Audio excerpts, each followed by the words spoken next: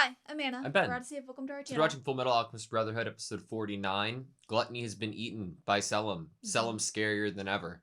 Yeah, I mean, Selim was scary. You're right to say scarier than ever because he was scary and now he is most definitely scarier. Yeah. Yep. You ready? Yeah. Sweet. It's fine, Mrs. Fuhrer. It's fine. Yeah, we might have kidnapped you a little bit, and your husband might have been blown up on a bridge, but he's probably alive. It's gonna be okay. Your son isn't really your son, or isn't who you might think he is, but everything's gonna be fine. Just trust. It's gonna be okay. Just trust. He might be like over 50 years old, but he's still your son. It's okay. Plus side, you have more pictures of him. They're historical. Nobody will believe it.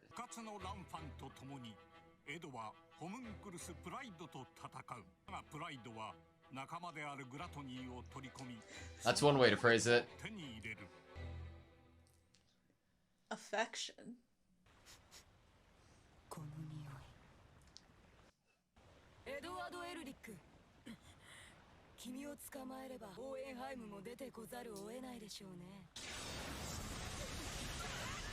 Gonna use his son as bait.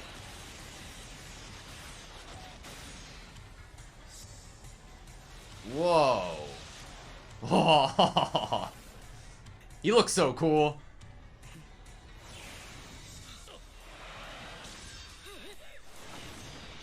Woo.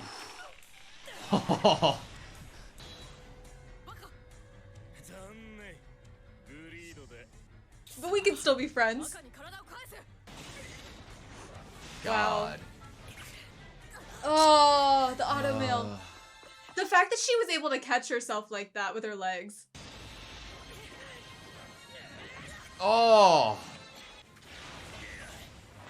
Nice, Greed. Good job, Greed. Protect your men. He's a monster. Oh, Al?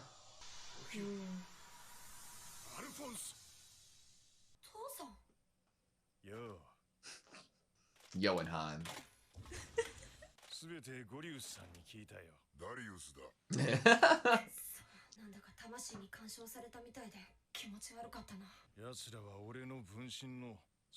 Clones of a clone of me.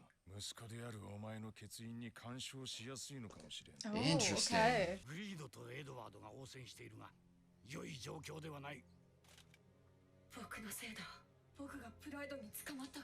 Al, don't blame yourself for this. You're a big time alchemist, right?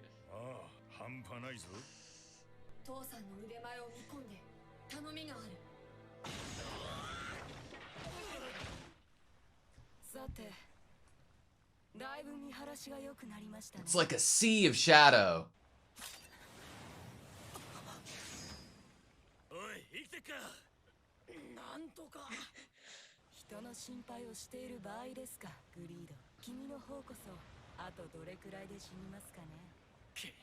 What's the plan?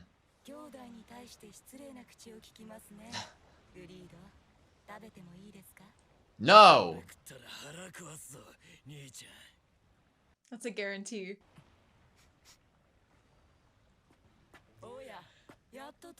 Oh, hands in his pockets! That's amazing.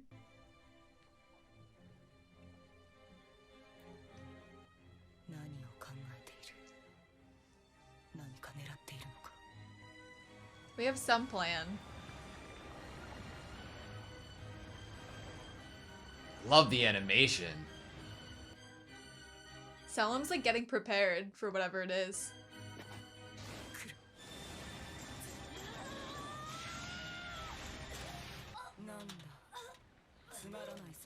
Oh. Come on, Hohenheim.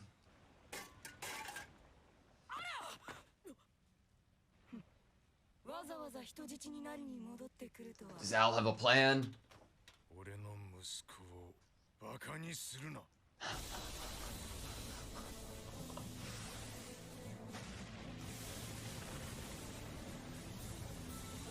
Jesus! Creating the darkness. Nice, Al! Oh.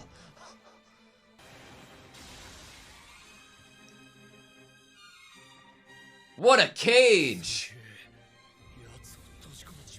Confined him.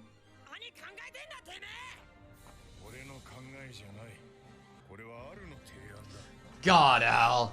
So what's the plan once we're in there? So fucking cool.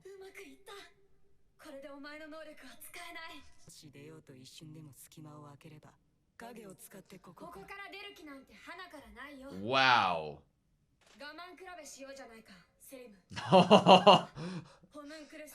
What? Test of endurance.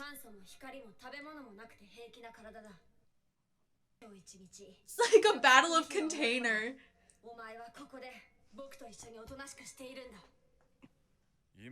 Would not have thought of that.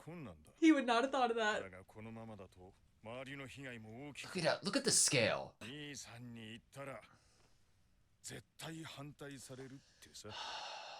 This kind of makes Al a little bit safer in a way, too. We know where he is.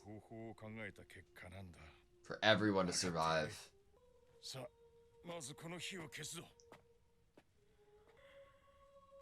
This is something Al's body is perfect for. Aww.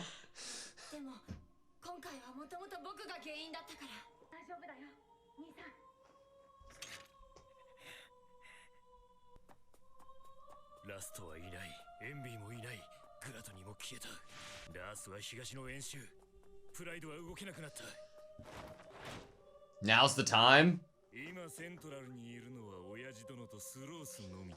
Oh. Greed! Fullmetal Alchemist. Don't go too far now, Greed. 石原人といや以前ここにいたバッテンキーズのあんちゃんどうしてっかな Wow, wow. You speak something into existence. Oh, too soon. Too soon. He'd be like, why is she back? Yep.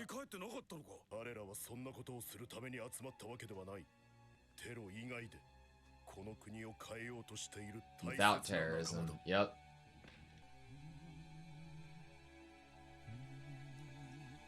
That's an Ishvalan.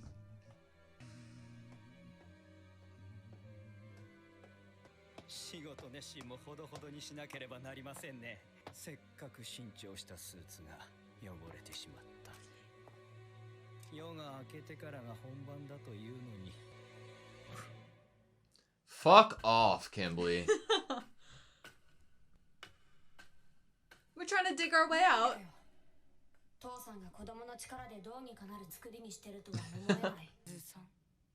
ああ、人柱とか言って僕らを利用し、何かをしようとしてるみたいだけど、もし僕たちが自分の身可愛さに国外逃亡でもしたら、その時点でお前たちの計画はおじゃんだったんだ。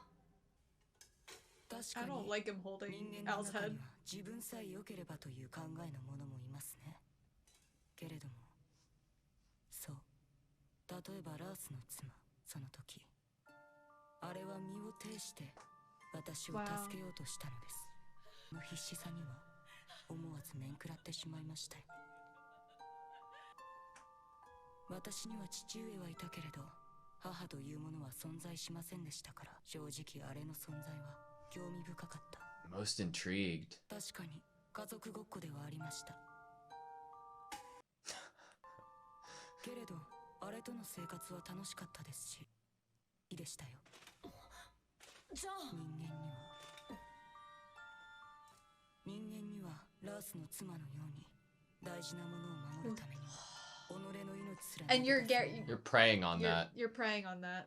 ましてや人柱として選ばれた君たちはその人間の中でもより強靭な心を持っています。 Even stronger spirits. 国を捨てて逃げられるはずがない。現に君はここへ戦いに戻ってきた。 That's just smart. 我々の計画にはずさんなどありえない。 They were accounted for.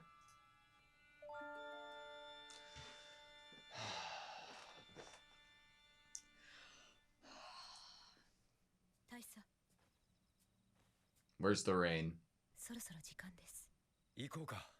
注意。 Roy's ready. You could feel it.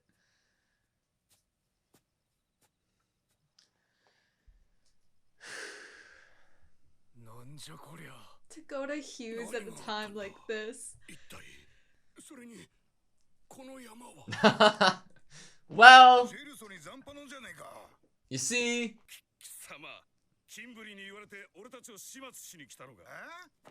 No, I'm under someone else's orders now.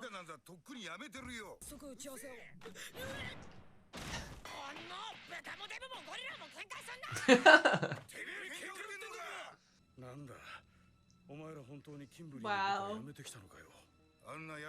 we're Greeling's men now, but he's not here.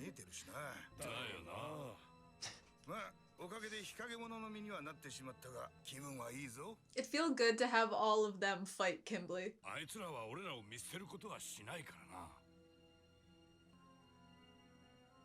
That same faith of not being run out on, but it being actually trusted. Ominous. Where's Fu going? この中で敵に面が割れてないのは自分だけだから、その方がいろいろ都合がいいってさ。大方、リンの行方が気になるんだろう。なるほど。スカーたちとの打ち合わせは終わったのか？ああ、作戦は決まった。そうか。いよいよだな。 Gotta get dressed. Gotta get ready. It's almost time. Look at how big it is. 暗闇であんな化け物と一緒だもんな。だったらどうにかなっちまった。アルが踏ん張ってくれてるんだもんな。 Yeah, he is. あとは俺たちがやるだけだ。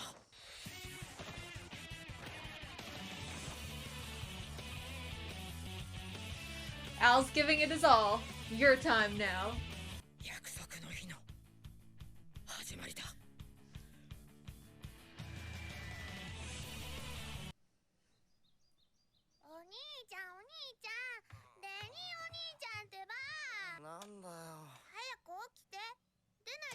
Why? 日食？今何時だった？ I'm scared. おい、太陽見るなよ。目が潰れるぞ。知ってるよ、そのくらい。 He's looking at other things. 兄ちゃん来て来て。街から煙が上がってる。お前ら、今日外に出るなよ。 Perspective of the civilians Yeah. in the after. Oh! 西クセディ隊 C75 地区にてマスタング組を発見。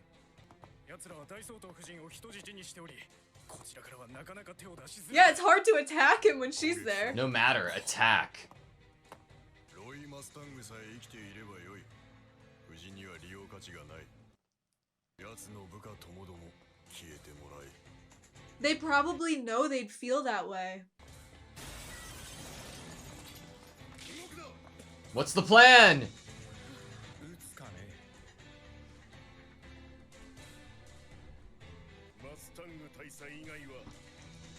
Getting them to say it.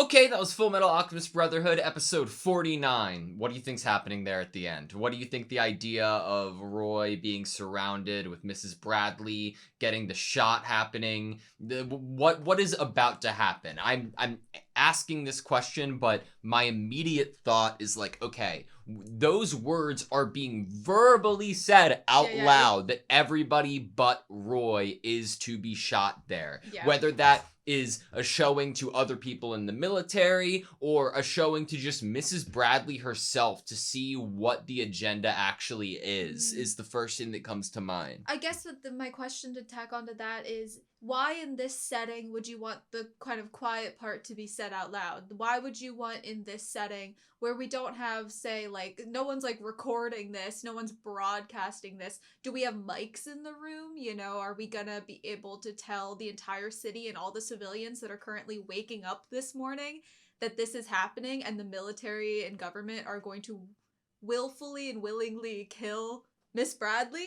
You know, what is the plan here? Obviously, is the question I'm coming out with. Obviously, we wanted the words to be said out loud, but what do we then do with those words being said out loud? And is it purely just for her to hear that she is of no value? As long as this is coordinated from Roy's party, which I imagine it is to some degree, I imagine it will be extremely effective having that said. Like, the idea of saying it out loud, you need to be giving the orders to your men to kill everyone else. Nobody else but Roy is going to be there after the fact to be able to prove or at least allege that you said anything like that to begin with. You can always make the excuse that there was a crossfire, it wasn't actually you, Roy was the one who killed Mrs. Bradley. Yeah. But at the end of the day, that being said, even if it isn't like how you're suggesting, like it being bugged or wired or the rest of the city, Mrs. Bradley hearing this coming down from what she imagines, I imagine, is the military under the Fuhrer's command, I think she would be shocked to hear this. So at the bare minimum, this is such a massive play from Roy Mustang for what I imagine it to be. Yeah, I feel like it would definitely cause her to have trust in Roy and Ryza, obviously more than the people that she had probably thought for the last couple hours that she should have been trusting. I feel like other than the idea that I had kind of thrown out there playfully about it being bugged, or just having kind of the bare minimum, she gets to hear how they would actually feel about her and how little value she holds. It could also be utilized to bring Bradley out and show a divide between Bradley and... Yeah, my, like, off the deep end tinfoil hat at the moment is like, oh my god, we've expected Bradley to have survived the train crash, like, and the explosion on the bridge, and he would be lurking around here. So to hear that they would be so easy to say that his wife will be just executed right there and killed would, you know, cause a Bradley to move there, especially with the idea of it being set up from Olivier and father and that idea being thrown around. But I don't have as much trust or faith in that guess. It's just, man, this being said out loud is going to be good for our side, hopefully. Another thing it could be is it could show some people refusing their orders because they're like, I know you're ordering me to kill everyone but Roy, but like, I don't agree with that. Yeah. So that could be something too. But I feel like, did you say tinfoil hat? I feel like I'm going to keep it on because I really like the idea of Bradley. He's a smart man, I feel like, a smart homunculus, you know? I feel like he will understand the path of my wife is taken hostage by Roy. What is going to be the order? Are they going to value my wife's life when trying to corner Roy Mustang? No. I feel like Bradley is going to know exactly how this would play out if his wife is a hostage here. And he would know that the orders would be to kill everyone but Roy. And if Bradley, as he has stated, has affection toward his wife, this is the time he is going to reveal himself and show himself. And the amount of divide it would actually create, like, these people doing these orders, once Bradley shows up, who's the figurehead, the actual known figurehead of the military, the government that runs the country, even though there's people, you know, in a room, in a basement that are actually running things through him, he's still the figurehead. He's the recognizable king. And that is going to create a divide in terms of, like, orders being followed, who's going to follow them, who are you going to listen to? What would it look like if Bradley, assumed dead, shows up and gives orders that are completely opposite or opposing in any way to the orders that have been trickled down, you know? Like, if I'd imagine that you'd side with Bradley you'd listen to Bradley at that point because the Fuhrer that has been is right there in front of you and giving you an order, and it could, at the very least, like you're suggesting, cause a dilemma, like an area of doubt, you know? Even amongst men who are knowing about kind of who's actually ruling this country and what the situation actually is, they're still going to trust Bradley, because they're going to think, well, this is a homunculus and this is someone who father put here in this position, so there must be something I don't know, and this might be the new plan or the new plan of action. I'm gonna trust Bradley. So with my little hat on, in my hope and belief that Bradley actually was telling the truth with his feelings about his wife, I'm going to go forward expecting that this is what Roy expects is going to happen. It comes down to the logistics of it, right? The distance that could have been traveled already from Bradley after the train was collapsed with the bridge, you know? Like, if he was able to get back in Central in time, then it's viable and legitimate. If not, then it's like he physically couldn't at that point also because of his circumstances. Yeah, you'd have to have faith not only that he could travel that distance, but that he was already... I feel like you'd have to have some idea that he was here in Central. Whether that was from your own surveillance or that was because you just felt really strongly there's no way he would not have come back here. Yeah.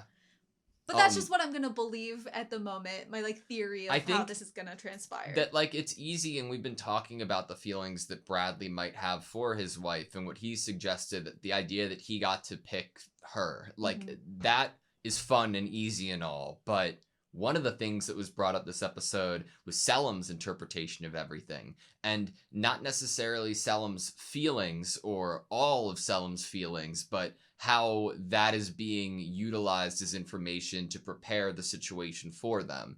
Al puts forth the idea that, yeah, like, come on, you guys are stupid. We could all just leave. And, like, why... This is sloppy. Why rely so heavily on these people being sacrifices if they could just go to another country? And the idea that Selim brings forth his mom and saying that he doesn't have a mom, but he wonders if this might be how it feels. And I love the specific language that Selim uses, that Rath's wife saved me. He didn't have a mom, and he was thrown for a loop by her rashness to save him. And that being an example of that humanity that he could see, and that being observed and then put onto this situation, and it has bearings, it has legs, and that's the scary part. Humanity that he could see, and that he felt, if he can feel anything at all, he felt favorable about. That living as their child was not an unpleasant experience. And I think that we see a bit of an expression from him as he's being hugged by her, that I think for a split second you could wonder what is in that expression. It doesn't seem like acting. It seems like what he said is how surprised he was thrown for a loop, by her actions. I think it's also interesting that he calls her Rath's wife. It definitely makes it feel a lot more like he might even have an idea that Rath feels very strongly about his wife. Like, that's Rath's wife. Like, you're not saying, I'm playing house, that's my mom, when you're saying this, but you could be saying that you put Rath and his wife very close together. Like, Rath cares about his wife. And maybe I'm, like, reading into it a little bit too much, but I feel like you could see that. But it's just the conflicting feelings, because he seems to have favorable feelings about her. Well, he says, like, straight up, like, he enjoyed living and spending that time with them, but that doesn't do anything to dissuade the idea that this was taken into account in terms of the plans. Like, human nature and how these people, not only somebody like his own mom here, but the extraordinaries, the extra individuals that go above and beyond, like an Ed, like an Al, like a Scar, like a Roy Mustang. These people are being taken into consideration. And like we said during the episode, we're preying upon some of the beauty of what it is to be human. And these homunculus and father are aware of every... They are aware. They're not sloppy. They're aware of every aspect of a human. The good, the bad, the ugly, those that end up being super impressive, those that end up being perfect to be sacrifices, those that would go above and beyond to protect their country. They're aware of all the different types of people and the different choices that people would make, and that's why they are so scary to fight against. Is because they're not necessarily underestimating. They just completely view themselves as better. while we're on the topic of the idea of seeing humans in this way and being able to account for somebody like Ed and Al, or everybody else we've talked about not being able to just go to another country, but to go to Central and try to help. The idea of it being used and thought of as a military tactic from their end is one thing that we can observe, but I'm really happy that in the same episode, we're showing the other side of it. All of the chimeras find so much, like, solace and, like, comfort in the idea that they won't be left by these people. Yeah. They won't be left. They have a billion% faith, and I think that it's great that we're using that in the same episode to show that it can be sympathized with and the compassion there. I love it. It makes a lot of sense, and it's very fun to have the chimeras, as they are first interacting once again, feel like they don't trust each other, because they obviously know what they had been doing prior, and they know what it would take for someone to trust them. You're still one of Kimberly's men. Yeah, type so shit. they definitely have some walls up, which is, like, ironic and fun in itself, but those walls are broken down, obviously, once Ed especially comes into the picture and starts interacting with them and picking a fight with them.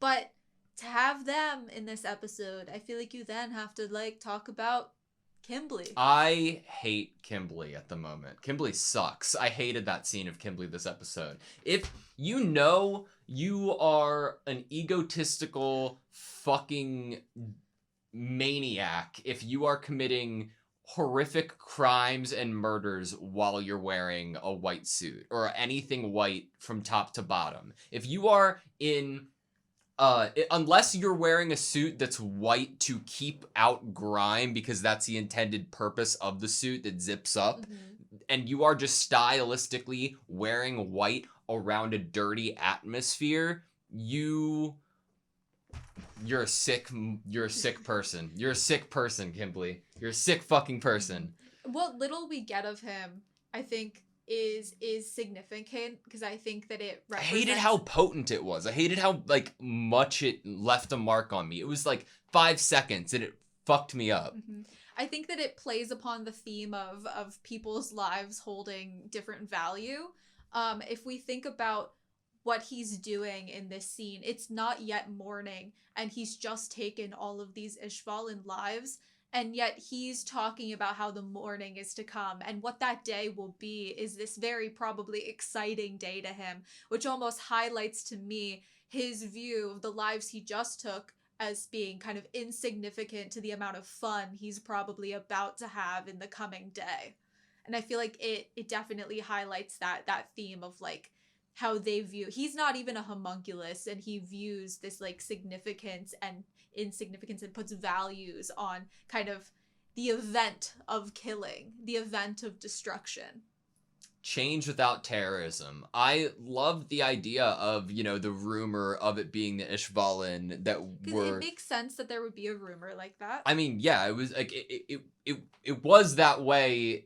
It makes sense, like how you're phrasing it. But, like, the idea of what Scar is fighting with and fighting for is so easily believable that it's almost astounding. To be able to look at it from the perspective Scar is, obviously he didn't get here alone, Yeah, right? Definitely not. But I absolutely adore it. And I think that if you're able to win over the country like that without terrorism in that way, it will be so profoundly deep. And I hope that Miles is there for it. What I appreciated about receiving, again, kind of the messaging and what the Ishvalans are standing on, and what Scar is now standing on in terms of how he hopes to change things and make lives for Ishvalans and everyone better. What he's standing on, I love that the people that are receiving this messaging are just some poor people that aren't Ishvalans that's living in the city. They're just civilians, everyday folk that are probably, like, impoverished and down on their luck. Well, and they're we just saw how having a hospitable they were. They were so nice and just normal conversation. And they're like, oh, did you guys do that? Like, there's no hatred and animosity and disgust towards seeing him. They know he's a villain from what they heard about him, the scarred Ishvalan man. Ex-Scar. Like, they know who he is when they see him. I get so scared when we're talking about that sequence because now I'm just like Mei Chang. Like, when we started bringing up, hey, that girl that was with you, my mind first went to Winry for some reason, because that was like obviously the big display of he takes Winry from Kimberly. So like in my mind, that was like the first thing I went to. But then when we start to think about Mei Chang, and then we're told Mei Chang's here, they just saw Mei Chang, then I'm like, shh. I'm like, okay, Greed is going forth towards Central because he has this read that isn't an inaccurate read from the information that he has, that it's just Father and Sloth, right? We're not accounting for Envy because we don't have that information, but depending on what is happening right now between Mei Chang, Xiao Mei, and Envy, I'm worried that that is going to be a sibling that is not accounted for from Greed's end of things. Yeah. So I feel like he is accounting for obviously Sloth and Father, and I think most importantly what he should be accounting for that he does not know, and I can't blame him for not knowing, is Envy. Like that's going to be probably the issue that ends up transpiring, is that he does not account for Envy, and Envy is somehow let out of his little mason jar prison and is able to resume probably his gigantic form, and is going to be a thorn in Greed's side. And Greed ran off on his own, which I kind of didn't Ling's expect. dismay, yeah. To Ling's dismay, he ran off on his own, and now Fu is going to be both helpful for Ed and also kind of do his own mission and stuff, which is to see what Ling is after, or the person in Ling's body. The world. Greed. He wants to be king of the entire world, and as soon as he sees that there's almost like this lit runway for him to get that, he is like, I know you guys were my men, but like, I see this lit runway in front of me, and I'm gonna run down it to Central because I can be king. The world isn't Central. The world is Lanfan, and it's right in front of you. Did you see how she caught herself on that tree with her legs after the automail failed? That was so impressive. That was so cool. I really enjoyed Hohenheim this episode. Like, what was shown by him was not only that he has knowledge of how heroes should enter a battle and how it should always be late, but he had full-on trust in Al. Like, Al brings it up, like, hey, aren't you some big-time alchemist? And he's like, I'm not half bad. And we see him cage in Al and Selim and see how massive of scale it is. So yes, incredible alchemist, but I love his trust and faith in Al's plan. It's so good. I love him just, like, it's Al thinking ahead enough to know that Ed wouldn't agree with this or wouldn't want to do that. So he's prefacing that to Hohenheim, and Hohenheim's like, oh, got it. You thought it through. And there were some cool choices in terms of just body language. Obviously, we have him walk up. I think you noted it looked like his hands were in his pockets. And then anytime you have a character with glasses, you gotta utilize the glasses to create some tone and emotion, especially if you can't see the eyes, which the eyes are normally like kind of the gateway to the soul, the gateway to like it's hard for people to hide their kind of true intentions and feelings and emotions with their eyes. And you're creating the glasses to be all white, and it kind of gives him this very like badass, intimidating moment, which of course he's going to be badass and intimidating because he is an amazing alchemist, right, Hohenheim? Mr. Ho, Mr. Yo, I think you said during the thing. Well, Selim is still terrifying regardless of when we have to face him. Especially, even though Greed is doing his own thing right now, I really like Greed, and Greed looking at Selim and being like, he's a monster. Even in my standard, that's fucking terrifying. Don't go near that. My last thing, other than loving Al for his test of endurance, is saying that the idea of Al's seal being messed with by the homunculi, specifically, they're clones of me, but because you're my son, it might be easier to mess with the blood seal. Do you think that will come back again with the fact that Al is within this little, it's not even little, this big cage of darkness? I hope not, because that was given to us prior to this. And this is a test of endurance. And, yeah. And it seems like Selim has resigned himself. He's not going to dig in the walls anymore. He's going to bang on Al's head like it's a drum. Very almost like little kid type behavior to be doing here. I like weirdly didn't find it as disrespectful as I thought it was going to be. I was gonna be like, oh, how dare you? But I was like, you know what? Like, you're just playing with stuff. You're fidgeting. You know, it's around. What else are you gonna do in here? I don't think it bothers Al that much. I would be fidgeting too. And honestly, I think I would want Selim to be at least mildly distracted. Because I wouldn't want to, because I'd be a little bit scared, more than a little bit scared to be in this situation with him. But this is something that Al can do, that his body is perfect for. As Al even states, he doesn't need sleep. He doesn't need food. Think about him as Ed is asleep and he's just sitting in the room. He's practiced for this. He's been practicing for this. This is what he can do, is keep Selim out of the fight in this way. And this is the perfect job for him, and Ed needs to kind of move forward. Al has already stepped up to the plate, and now Ed is going to be moving forward. It's exciting. Yep, it's exciting. Nerve-wracking at the same time, and everyone got their mention in this episode. I don't know if you, like, noticed it, but I feel like every single person, for the most part, that maybe hasn't even been brought up in a while, got their mention here. Like, Ling, obviously Greed, lists all of the other sins, so everyone gets their mention there. We bring up what happened with the bridge, and so Grumman's kind of brought up. Yeah. And Hughes's grave. Oh, it was so good too. Them leaving the grave. It was such a good composition, and it was, God, it makes you feel like that was obviously shit happened prior to then, but that's when like somebody with force started pushing dominoes down. You know what I mean? Yeah, so like everyone got their mention here. We had some really great themes of using family as bait, of whether people hold different value from someone else. You know, great themes and parallels that are happening here. And then at the end of the episode, the after credit, wow, was I surprised that we started off from a civilian's POV. Just an older brother with his two little siblings, and they're excited about the eclipse. Don't look at it. Don't look directly at Don't the look sun. at the. Don't look. It's not happening yet. Don't look. And the little brother's like, yeah, I know. I'm not stupid. Hey, look, a fire. All right. You have anything else? No, that's it. All right. Thank you guys so much for watching this video. Please like, comment, and subscribe. We hope to see you next time.